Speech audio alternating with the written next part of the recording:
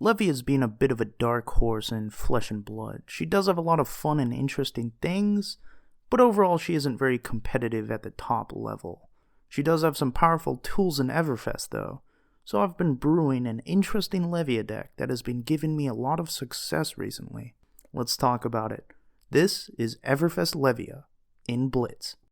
So, among the big hitters in Everfest, we've got the red version of Wild Ride, a powerful attack that gets go again if you discard a 6 power or more card with its draw and discard trigger. It, along with the already existing red Pulping, make up our deck's go again package, which has a similar ability to essentially gain go again on a 6 power discard. A common line of play we can expect is using one of these 2 go again cards, and following it up with a swing with the Romping Club for 5 because of the discard. Pulping is already one of Brute's strongest cards, so Wild Ride just gives Brute some more consistency in this line of play. It's quite powerful. The final piece of the Go Again package is the Shadow Brute card Dread Screamer, which we are running all 3 versions of. The red version is another 6 power Go Again for 2 that requires some exiling of cards in the graveyard in order to play, but definitely the most consistent of the Go Again package. With all these Go Again attacks, our ability to go wide with our attacks is extremely consistent.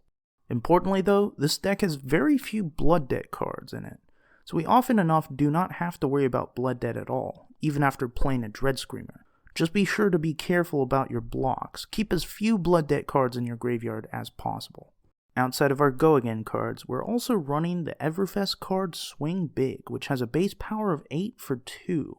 It can give your opponent a Quicken token if it's fully blocked, but if they're fully blocking your attack, likely they aren't saving much in their hand to use the Quicken token for. It's quite a powerful card, and definitely the most powerful follow-up attack to our Go Again cards. Our final red card we are running is the coveted Command and Conquer.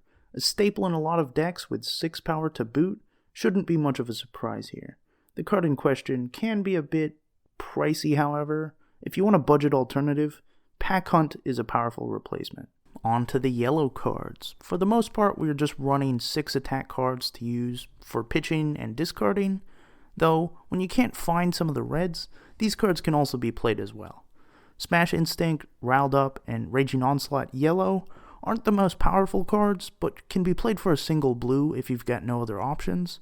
Savage Swing will require a discard to play, so it's a tad more awkward, but in a pinch, it's not a bad option.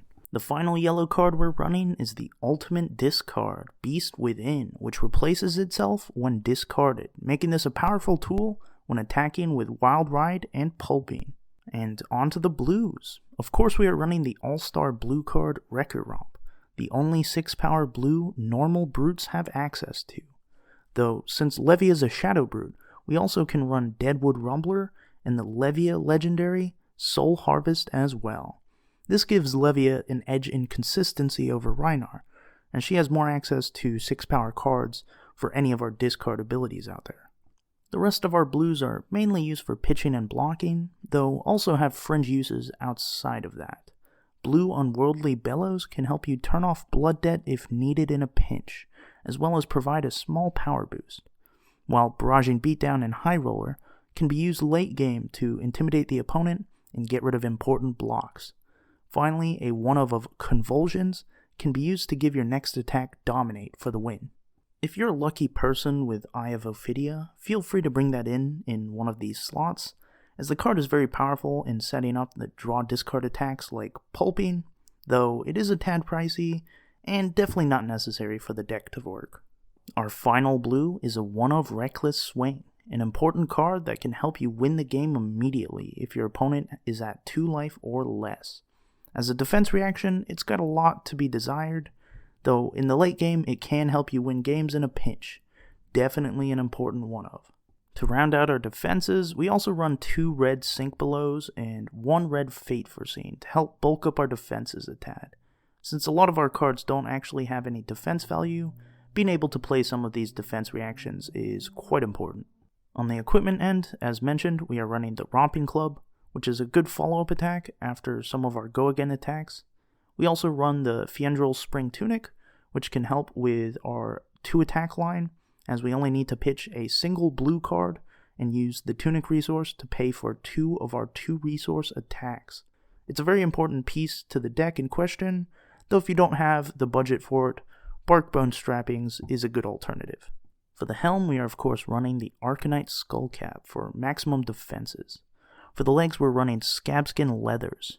Since we have so many good go-again cards, it's not necessary for us to run the Scabskin Gambler's Glove combo main board, as we really don't need the extra action points very often. Really, the Scabskins are there just for blocking, and in the arm slot, we can run the Goliath Gauntlet instead to give our attacks some extra punch. In the sideboard, we run Skullhorn and Nullrune Boots against Wizards, and while we don't need Gambler's Glove main board, it's a useful sideboard card against other brutes and also against Prism, as you can use the extra action points to destroy her auras. And yeah, that's Levia. It's quite a fun hero, and this is a fun deck with a lot of power.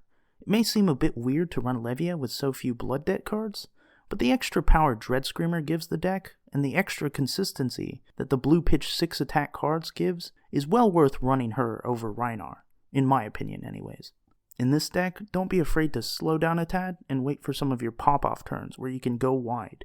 Since we don't have to worry about Blood Debt for the most part, we can afford to take a couple turns like this. Just be sure when you decide to go on the offense, make it big. Thanks for joining me on this deck tech. I'm currently brewing a couple other decks at the moment, so I'll have more fun decks to show off soon. Let me know what kind of heroes you guys want to see me take a crack at, and I'll talk to you guys later. Bye.